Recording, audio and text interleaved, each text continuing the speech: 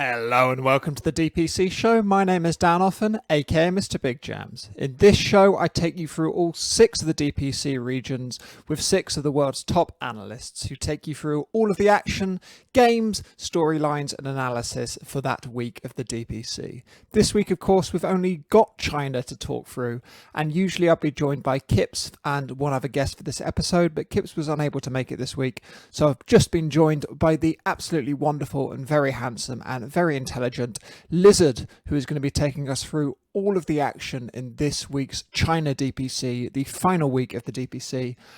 So a great episode to close up on. I think there's a lot of really interesting stuff in here. If you'd like to talk about this week's episode where you're listening to it, you can join the Position 6 Discord channel, or you can follow me on Twitter at DanielOffen, and that's spelled Daniel, then O-F-F-E-N. If you'd like to financially support me for creating the show, you can find a link to my Patreon in the episode description. But we are going to be kicking things straight away off, and lizZard is going to be taking us through China. Okay, so just to kick off, talk me through, I suppose, this kind of final week in the China DPC, what your highlights were and the top matches this week. Top. We're live, right? Yeah, of course we are. It's been a very on-brand conclusion to a very long tournament, and we've had like tiebreakers of Aster IG. And we've had the last week a series of Aster IG as well go completely the opposite way. So one after another, literally 24 hours difference. Aster wins 2-0 versus IG and then loses 0-2 to IG. And this for me has been pretty much the representation of everything I've seen in Chinese region. Like let me give you a comparison to SCA. In SCA, you come to work as an analyst, you sit on that desk and you're looking at drafts and you know which draft is better, but you have no idea who's going to win, because teams are just very unstable. Here, when you come to the Chinese region, you see 2 teams and you value one way higher than the other, perhaps. But if the draft goes in the opposite direction, in the underdog's favor, you go with the draft. And Aster IG, perhaps you can't really value one team way more than the other, but the way the draft goes usually is where if you have a better draft, you win. That's what I'm trying to say. All this 2 minutes of bullshit. Yeah. Let's go into those 2 teams then, because at the beginning of this, I think when a lot of people spoke about this region, they expected Elephant and PSG LGD to be the top 2 teams in the region. From my memory of what you said at the beginning, I think that's what you expected as well. Or did you have higher expectations for Aster and IG than many people? Did I answer? Did you ask me? I don't think you asked me about that, did you? No, I didn't ask you, but from my memory of the coverage. You didn't watch, so don't BS. I'm just reckoning. I reckon that's what you said. I'm just reckoning. All right, I see. Because everyone went with them, right? That's why. I get your point. PSG LGD is this team that we always expect to see on events in the West, right? And because of that, we expect them to be doing very well in the East too. But it's always really hard for them to go through any sort of qualifiers. And I'm not super surprised that it was this close, but Elephant really did surprise everyone. They're just not a team. They're not a team. If there are Elephant fanboys out there, I'm sorry, but that's just a stack of players that don't look like they want to play. Yeah, don't want to play together, pretty much. You expect more from them. You really do. The way we've known these players in the past, and the way we've known them to play in the past, that is, and the way they're playing right now, it's night and day difference. There is little in common, and they need to change something. I believe the attitude is the problem, but that's not something that you can really change. If 2 months didn't help you, perhaps it's time to find different solutions. So you'd expect to see, I imagine, changes from Team Elephant coming into season 2. Then. Yes, and now the question is, what do you change here? Do you get a strong coach, stronger, or do you like scapegoat? It's easiest to kick the scapegoat, right? Like to find the scapegoat, and that's gonna be the Panda Man, Red Panda. You're gonna kick him out. And trust me, 100%. I've seen these situations so many times before. If they kick him out, they'll get a strong 5. They'll do really well for a month, and then they'll fall apart again because there's something extra there. I can't see Red Panda right now influencing them so much that they're not willing to work together, if you know what I mean. Because he's the one with least ego on that team. He's the one that probably is try-harding the most, and he's the one that's trying to build up his name. I doubt that he's the one that's making too many issues in this team. That it just is not possible. He's a 5, like surrounded by such high caliber players. They're supposed to be on autopilot and do well. You know what I mean? And they're not. They're on autopilot, doing poorly, heading to the mountain to crash every single time, locking themselves in the pilot room cockpit. Meanwhile, Red Panda is banging on the door trying to get in. What do you expect?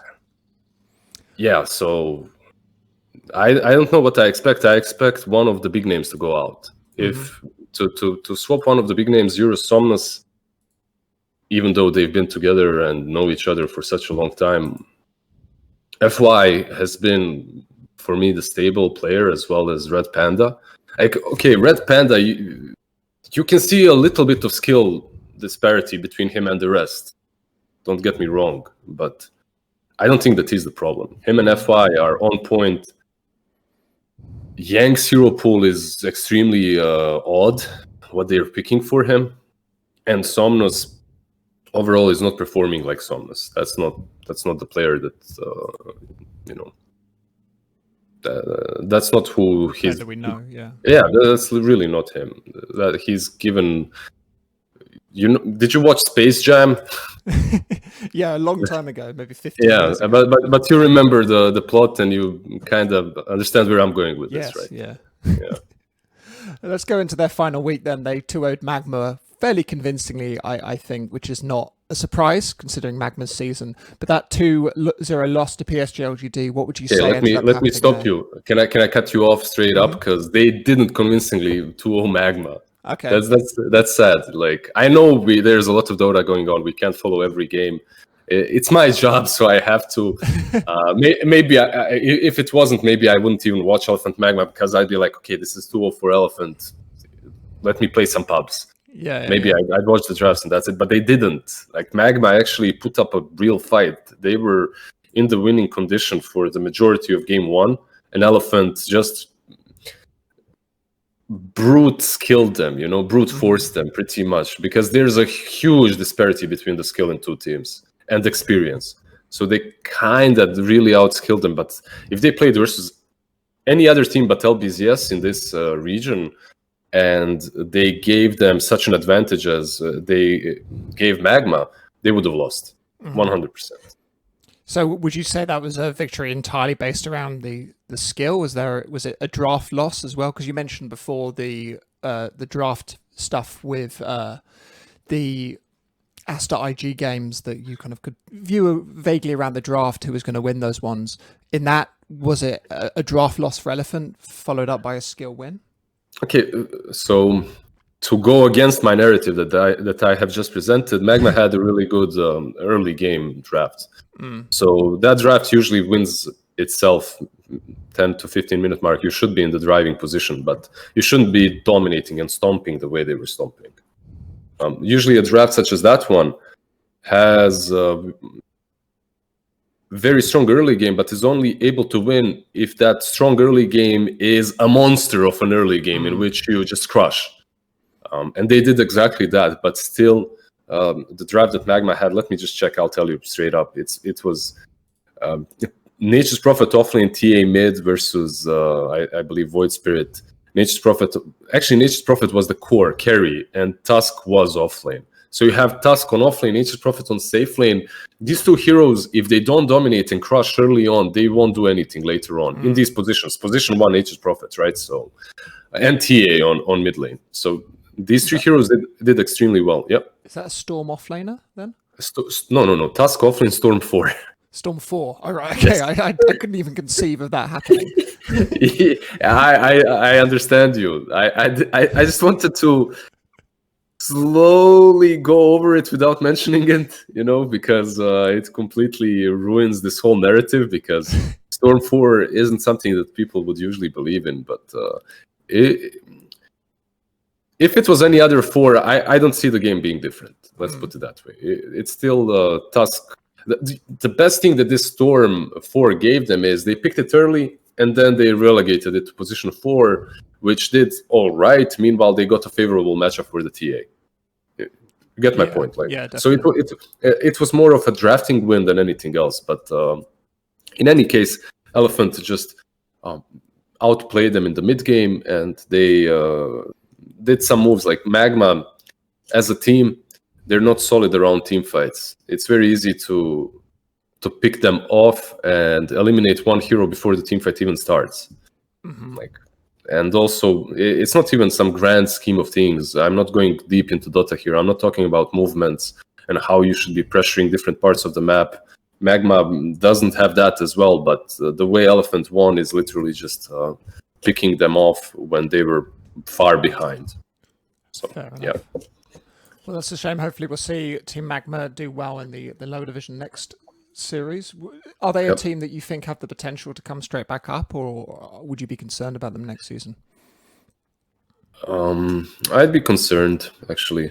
They'll do fine in the lower division. They beat LBZS here as well, so they're not the bottom of the pack, but they're still pretty weak. Yeah, when you look at let me just check the lower division. That's RNG, SAG, right? Yeah, that are going up. That are coming up. Who's remaining though? It will be lower division. CDEC, Phoenix, Extreme, Dragon, and Dynasty. And then no, Dynasty are going down, so 2 open qualifier teams. Yeah, it's going to be rough. I don't see them being better than CDEC or Phoenix Gaming. Actually, it's going to be very close between those 4 teams. If RNG and SAG stayed in the lower division, LBZS and Magma have nothing to do there. Like they're not being promoted 100% because Sparking Arrow Gaming and RNG would go back up again. They're still the strongest here. But as they're promoted, maybe Magma and LBZS can do something. Let's go into the PSG-LGD Elephant tiebreaker then, which led to PSG-LGD getting into the wild card of the major. What did you make of that series? Was that a drafting, kind of a team play out class by LGD, or was there something else going on there? They just crushed them 2 games in a row. You couldn't feel that Elephant is doing anything but waiting for their loss. There is a significant difference in drafts, I have to mention as well. Most importantly, Elephant played Quop into Invoker mid, and this matchup overall for Quop, it can work, but he also didn't scale properly. Like a player that doesn't play mid, that doesn't play Quop. I play mid a decent amount, but not that much. I don't play Quop that much. I still know that if you're playing versus Quospex Invoker, you're not maxing out your Shadow Strike. He does exactly that. Why does he do that? I'm not sure, but it makes him not really farmed enough. And then when later on, you can't really, you don't have as much threat across the map. And one thing that I really noticed there as well is he remained mid for a really long time. And I can relate to this, in which I've had many games, because I'm pretty bad, in which I'm sitting mid, right? Even though I was rank 1, let's put it that way, I'm still a pretty shabby midder. I'm sitting mid, and I'm trading evenly with someone like no one, or he's winning a little bit, or I'm winning a little bit because I have a better hero.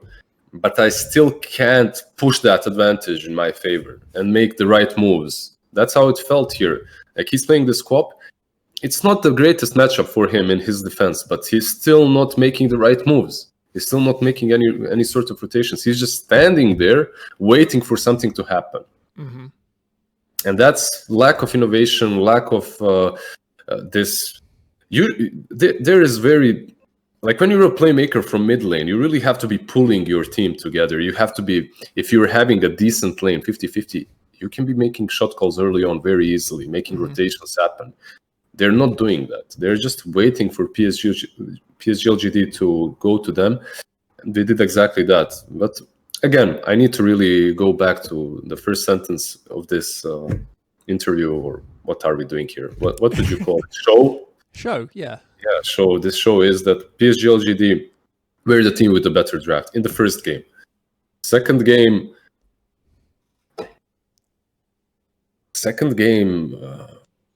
the drafts were even. Maybe a slight advantage for PSG LGD, but the second game was really chaotic from both teams.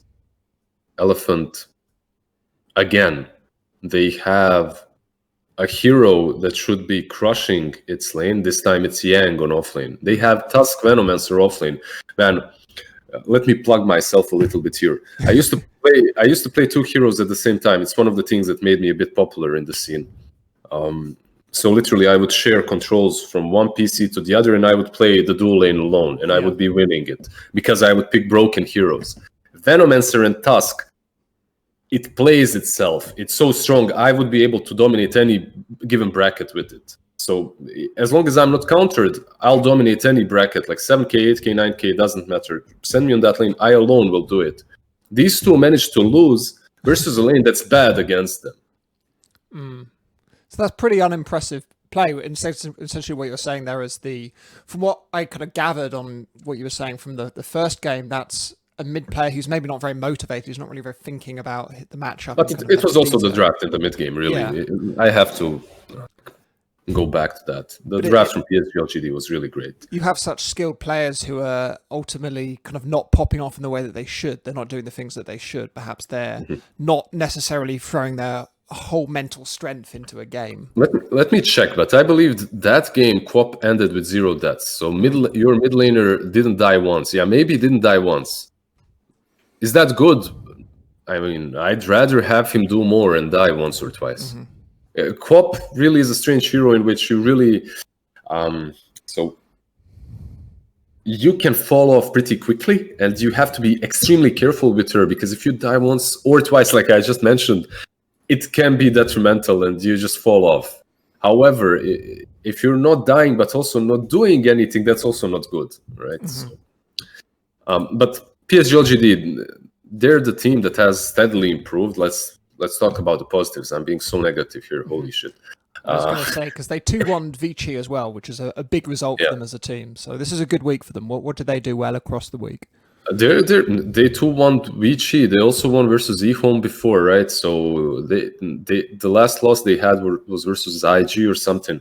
They've just steadily improved. They're looking like a better team. The movements, the drafts, everything is coming together for them. It's like it clicked. They found some niche which is making them play better overall. And they found something that no one else is using in this game as well, right now at least. It's position 5 gyro. And I love to see this. I love a team that takes a random hero that's not supposed to be in that position. They pick it, they start dominating with it. Because, man, it's hard to play this game every single day, year after year after year, and do the same things without getting bored. We all love the game, obviously, but you need to keep things fresh. It's one of the reasons why I think Secret is doing so well. They're having a lot of fun with different drafts, with different mix-ups.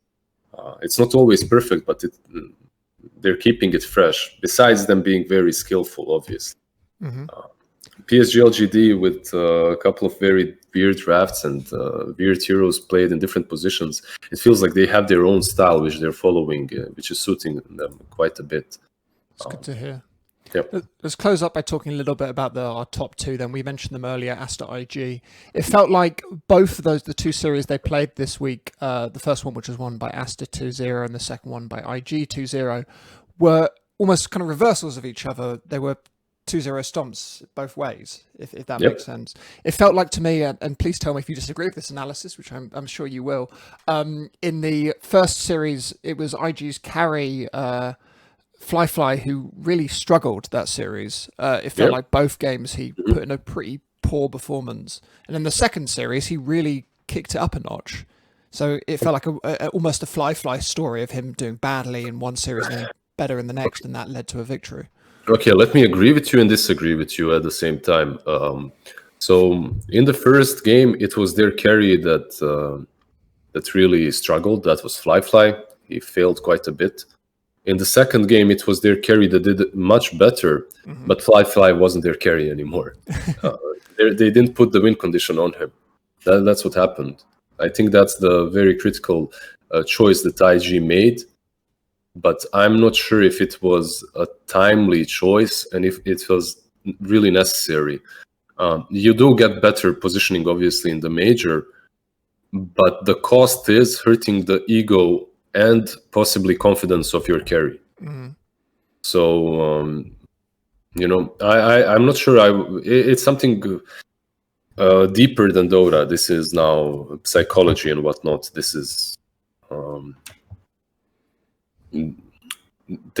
something that we don't really talk that much in this game, but it can be detrimental for their long-term success, because in that first game, like you said, Fly is playing a Morphling. They lose horribly with it, mostly because of him. Actually, like they had a really good performance from most of them. Only a little bit fail fishing here and there, but it's a game in which Morphling, I believe, can win if played perfectly. Without mistakes, but he made a couple of crucial critical mistakes which led them to losing the game. In the second series, Fly doesn't play the Morphling. They pick the Morphling, but they relegate Fly into a Razor, and Morphling is played by Emo, and that's like giving a carry to play Razor, feels and a different guy to play Morphling after that first series. That's a feels bad, man. Even though it did benefit their draft. It's a feels bad, man. It was a really good Morphling game, but still, not giving it to Fly is a bit peculiar. Do you think Fly has had a strong DPC? Because obviously they've lost a single series. IG. If they had a bad carry, that might not be the case. No, he's had a strong series, strong DPC. Whatever anyone says, that he's had obviously a strong DPC because they won. And you can see most teams throughout the DPC in Chinese and SEA region, if their carry is bad, they're losing. Let's not call him bad. All these players are top tier players. Yeah, incredible. Just if he's not on par with everyone else, they're losing. You saw it in eHome. You saw it in Boom. It's just the way it is. Even teams that know, like you saw what happened right now with 23 Savage and Jackie. They realized 23 Savage is a little bit stronger. Let's get him in, because that carry position really does mean a lot. If you have a good matchup on the carry, you need to win the game. If your team makes enough space, you just need to win the game. It needs to happen. You need to make enough difference. If you don't, if you're too scared to push your advantage, it's really the basics of Dota. It's nothing too exciting. I'm talking about you. Fly had his moments in this DPC events. Definitely, like he had a lot of moments. Like Morphling, I'll tell you an anecdote. Something that's interesting is we.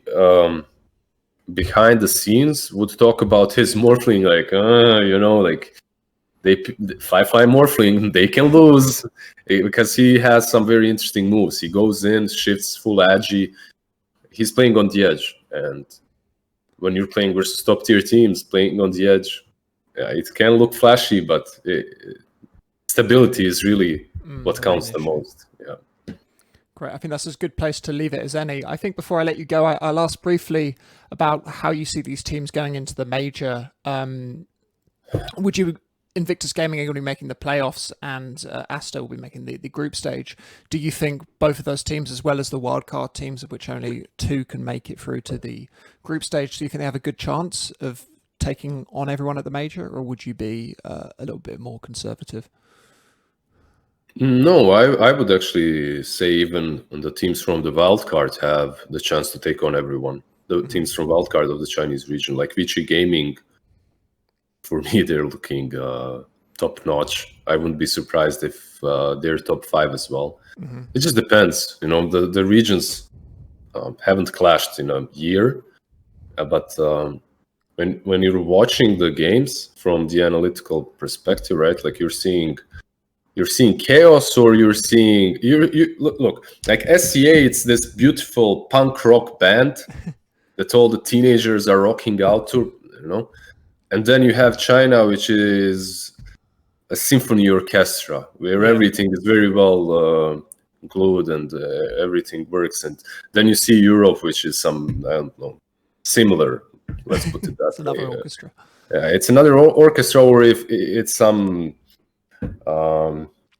prog rock band. It's that's exactly where I was going. Some prog rock, some instrumental rock, some math rock, whatever. So overall, yeah, I think China has a really good, all this musical analogies aside. It's getting to the point that they all give. I can definitely see an advantage for the Chinese region from the Europe. Obviously, Secret. 99% of analysts are going to say Secret are probably your major winners because they're winning everything. But they're winning everything in the West. It doesn't translate. There's a lot of fierce competition coming from the East, and we'll see how they match out. Did Knoxville send you his? Yes, his form. His form, yeah. I was VP and Secret 1, VP 2. Yeah, I didn't choose VP. Like VP looks very strong as well, but let's say I didn't choose them. I chose Secret, Liquid perhaps up there, but for me, Aster IG, they're going to be very, very interesting to watch. PSG LGD as well. There is like 2 weeks, 3 weeks now from the major, but PSG LGD have been so steadily growing. I'm looking forward to seeing them a lot in the major. Definitely. Great. We'll leave it there then. So thanks so much for joining me, and I'll speak to you soon. Yeah. Thank you. Thank you, of course, to lizZard for taking us through China. I think that was a great final episode of the DPC show. So much interesting stuff for him to say. Thank you, of course, for watching this show across its entire first series. I really appreciate all of the nice comments I've got, and everybody who's tuned in for even 1 or 2 of the episodes is massively, massively appreciated. If you want to follow lizZard, of course, on Twitter, I believe he can be followed at lizZardDota. I'm just guessing. I'm just reckoning that's what his Twitter handle is. Let me double check for you. I should have checked this before. It's at lizZardDota2. He's not interested in Dota 1. He can be followed on Twitter, of course. And I can be followed on Twitter at Daniel and that's spelled Daniel, then O-F-F-E-N. And please let me know there if you've got any feedback or comments about the way this first series of the DPC show has gone. I'm going to be back for the next series of the DPC, running in a very similar format. We may do a major preview show as well that's going to be coming up in the next couple of weeks. In addition, I'm planning on launching a third show, this Position 6, and a third show, which will be a much, much shorter version of this show, 15 minutes, probably just me, maybe me and a regular guest who are going to talk through the top statistics of the DPC in every single week, so you can get a very quick overview of what's going on, which I think will be an interesting look at everyone that will be helpful for people who don't have the time to listen to this 1.5 hour long show. But anyway, thanks so much for everyone who's supported me. Again, if you want to support me on Patreon, that'd be much appreciated. There's a Patreon link in the episode description. But I will see you very, very soon, and thank you to everybody. Goodbye.